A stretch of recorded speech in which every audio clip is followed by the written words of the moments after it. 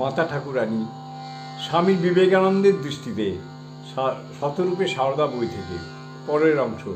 বাস্তবিক শ্রীমায়ের সহানুভূতি এবং আশীর্বাদ যদি সে সময় না আসতো, তাহলে কয়েকটি নির্বান্ধব নিঃসহায় তরুণের পক্ষে রামকৃষ্ণের সঙ্গে সূত্রপাত করা কখনোই সম্ভব ছিল না।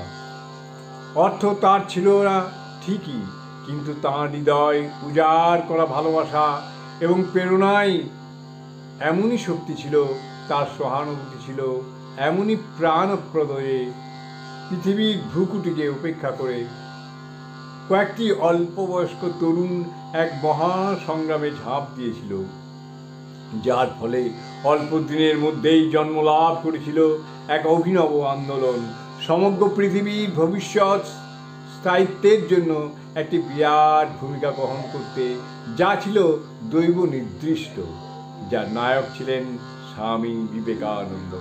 শ্রীমায়ের সঙ্গে স্বামীজির পূর্ব উল্লেখিত সাক্ষাতের সময় গোলাপ মা অনুচ্চস্বরে উচ্চারিত শ্রীমায়ের নিম্নোক্ত কথাগুলি স্বামীজিকে শুনিয়ে বলেছিলেন, ঠাকুর তোমার মাধ্যমে এইসব মহৎ ও বৃহৎ কাজগুলি করাচ্ছেন, তুমি তাঁর চিহ্নিত শিষ্য ও সন্তান।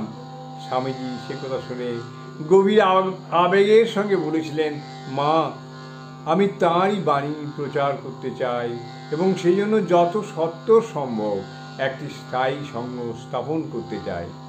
কিন্তু আমার দুঃখ স্নেহকমল কণ্ঠে আশ্বাস দিয়ে বললেন, তার জন্য তুমি কোনো ভাবনা করো না, তুমি যা করেছ আর যা করবে তা চিরকাল টিকে থাকবে।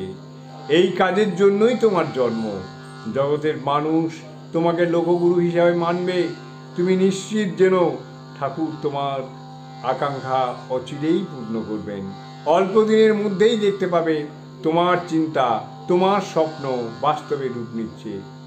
সে কথা শুনে স্বামীজি ভক্তি বিনত কণ্ঠে শ্রীমাকে বললেন, আশীর্বাদ করুন মা, তাই যেন হয়, আমার পরিকল্পনা যেন সত্য ফলপ্রদ হয়। জয় মা, জয় মা, জয় মা।